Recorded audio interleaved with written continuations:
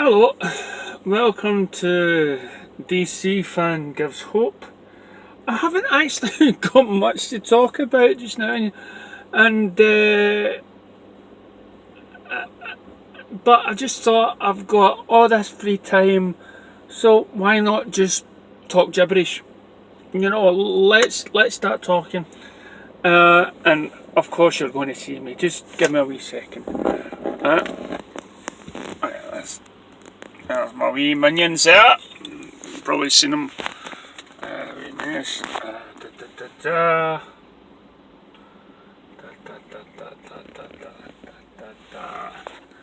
Right. Oh god. So I'm in my car now. In the last video, what I did was I talked about a DVD that I just got, and it was highlighting. You see, yep, still got the Justice League bands on that I got from the cinema. Haven't taken them off. It's devotion for you, right? So yeah, in the last video I talked about all the multiverse and stuff like that, and how DC is going to be different, and so to speak, and me and Ping Pong Flick, whatever his name is, Chris Swenson or something. Him and I are reading off the same boat, basically. And I also mentioned this. Okay? This. Now, why bring this up?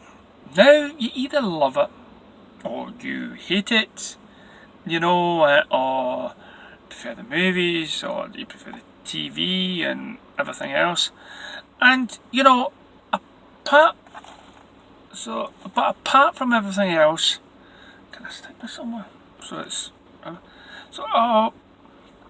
Apart from, maybe it not being your cup of tea, and maybe it has some flaws when it comes to characters, like Superman and stuff like that. We've really, it just highlights how diverse DC Warner Brothers can be. Right? It can be so much away from the comic books and still work. Okay, right now I'm watching Krypton, right? And the TV and movie seems to be fascinated by Krypton being an ice cold planet, right? And even the Man of Steel movie is kind of barren and wasted and everything else.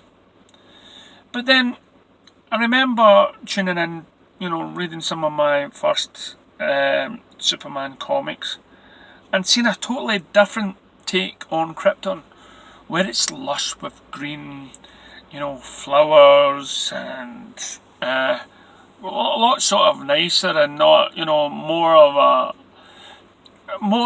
have you watched Supergirl, right? The Supergirl, she goes and she just finds on a meteorite or something like that, Kandor, right? So it's not been taken over by Brainiac.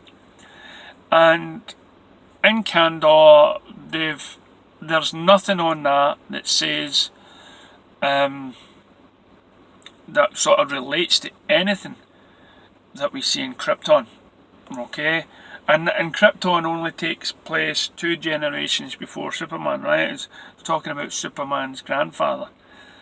So you thought, surely back then it's got to be, at least remnants of a great quality of life. But no, what we're getting is something different, something dark, something where, where they're still, they think that they are the only ones, like we are, like that we do, right? It kind of contradicts some of the stuff that's gone on before, because in Man of Steel they say, they went to other worlds, and they put wee posts and went to different worlds and seen the universe and stuff, and you don't really get that on Krypton. You just get we are the only ones, and it's funny that, because in Man of Steel you got Zod's first words that saying, "You are not alone. You are not alone." So that, I mean, if I was Zod and I had lived on a planet that was full of, if I lived on a planet that believed that we were only ones and somehow come across a planet full of humans, my first reaction would be, investigate. These are aliens that look like us. So the film somehow says, well, they've dealt with different, beings. And then you've got, of course, in the Supergirl, where they have dealt with, with characters like, oh my giddy aunt. Where they've dealt with characters from Thangar and stuff like that, and also, oh God, what's his name? Supergirl's boyfriend in the series. I cannot remember his name. He's in the Justice Legion of Superheroes. What's his name? Mon-El, right? Mon-El, who's from the planet Dceu. I hate it when my brain shuts down. Right, so it kind of all contradicts each other and stuff like that. But again, this is what writers do. This is what TV mediums and cartoons, and they all put in their own sort of, vision of what the planet could be, just in order to tell a story. Okay, we'll have different versions of Krypton. We should have different versions of these superheroes and stuff, and that is exactly what the TV show is. And I would love it. I would really jump for joy if Black Lightning joined this, because can you imagine what it would be? What it would be like to have Black Lightning join this group.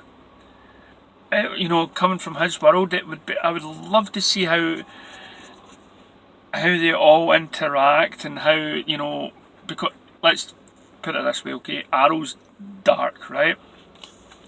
And he's already mixing in with the DC Legends. And then you got the Flash, the scientific thing, DC Legends Tomorrow, which is kind of comedy.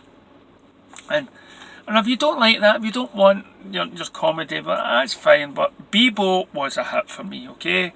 It made the whole family laugh. And if you don't know what I'm talking about with Bebo, put in your YouTube search, DC Legends of Tomorrow, Bebo. Okay, who doesn't want a big furry Bebo? And so this is a different flavour. We're getting Gotham, which is sadly coming to an end. Gotham, and we have the DC labels and comics and everything else. Every sort of medium there is to tell stories of these heroes should be done differently across the border. Across all the boards. We have Batman, the Brave and the Bold, which is just ludicrous when you compare it to the Batman animated series. And that's what gets me as well, that when they do the movie Batman v Superman, and we get a totally different Batman that's for the Chris Nolan. And I noticed in one of my YouTube walls that somebody had made a video, and I didn't watch it, but it was entitled How Christopher Nolan Destroyed the DCU.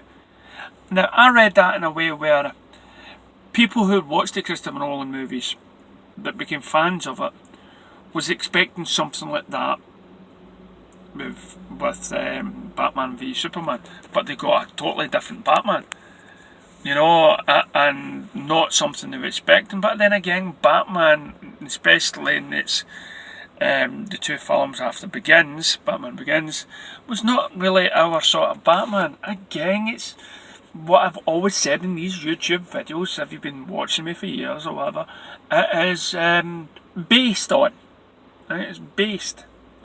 It doesn't have to, and that is their way of saying, we can't exactly take it from the comics and make it jump from comic to screen and make it work. And you have people who made the game The Last of Us, okay?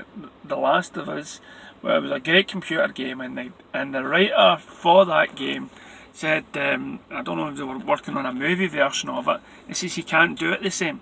It just wouldn't work across all mediums. You know, so it's how it be.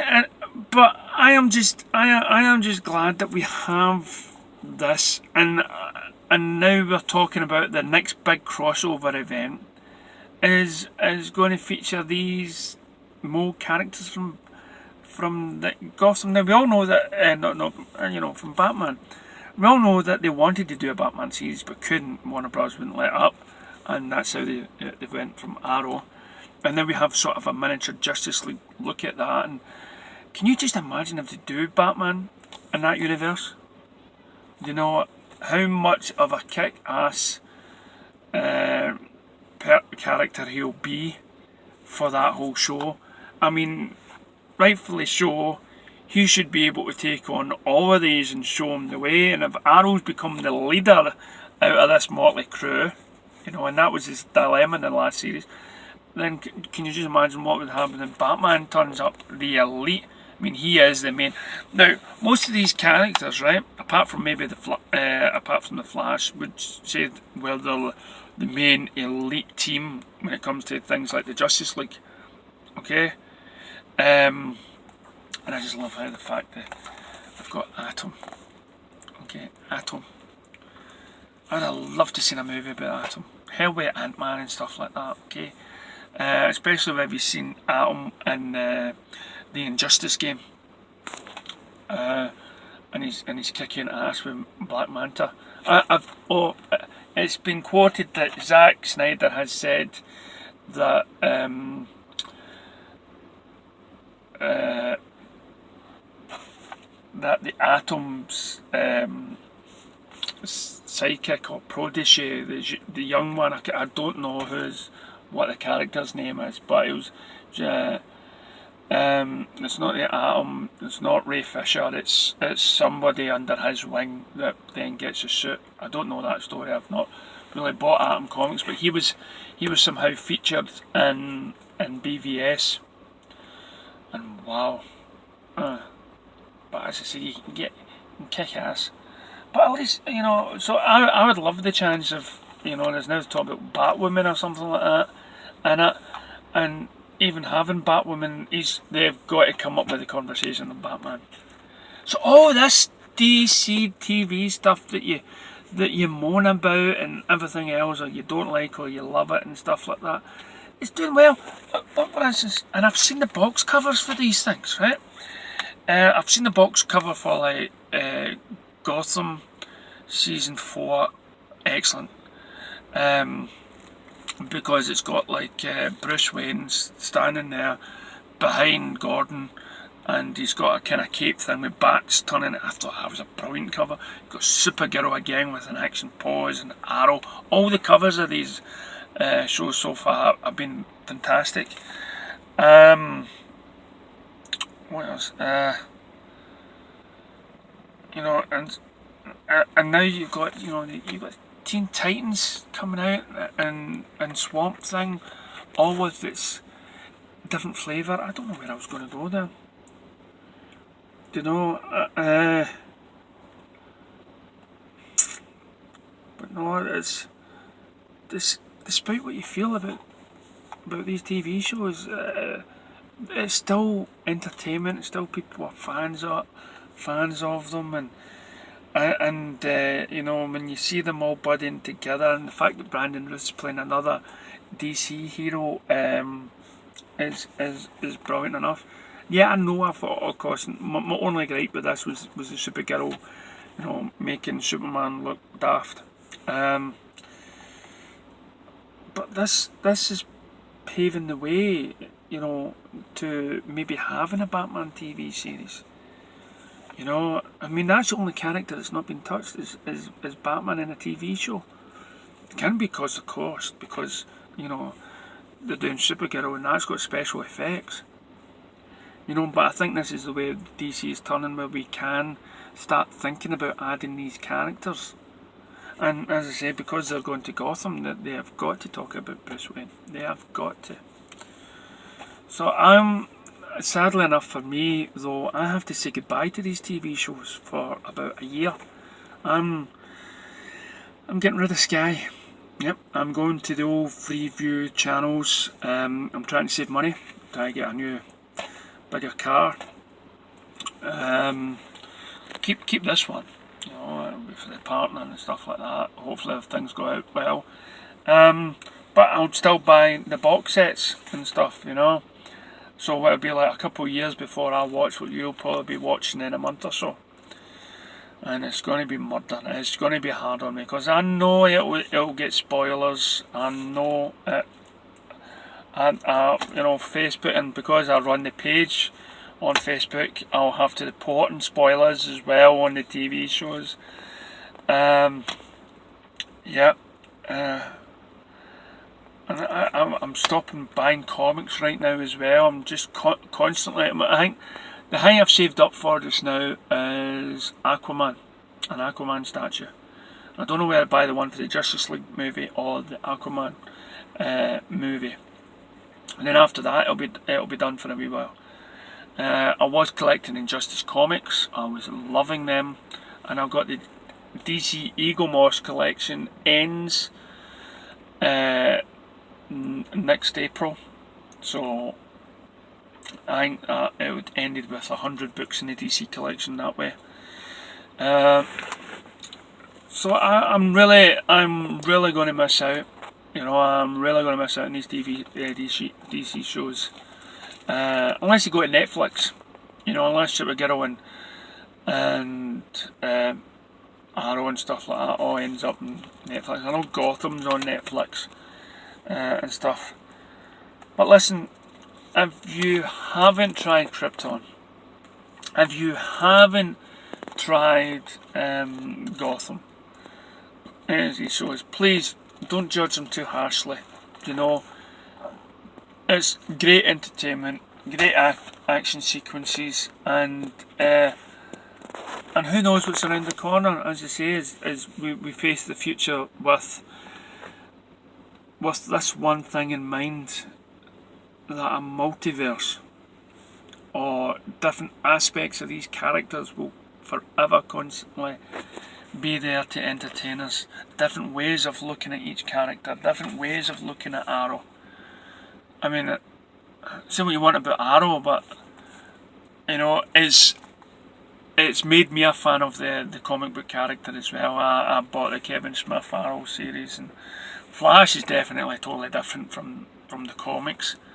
You know, but when you watch these episodes, you get interested in who's that, and then you go on your DC encyclopedia and stuff. So anyway, this is my wee rant. Wasn't really about anything. I think it was just, I don't know. I think it's just to help you guys come to terms with, you know, not only just the TV shows, but just to ease up in the and look forward to the fact that one day we will have like a Justice League on TV. Might not be your idea of a Justice League, you know, but at least it'll be good entertainment to have everyone involved. I sit with all the family watching these things, apart from Gotham. Okay, we don't watch Gotham with the kiddies. Okay, it's still a wee bit there, but at least this. And you know what's so good about these TV shows, right? And I know I've moaned about them before, but it's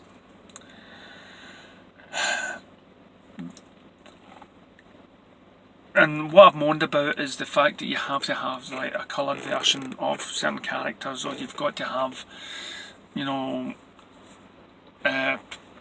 women power struggles, or you know, you have to change the race of a character, or you're having to have this sort of gay thing, whatever it is to a character that was never there before. But it's all good. You know, I'm watching this with the kids, and they teach kids about, and you might go, oh, a certain bitch being an adult or being a parent does that.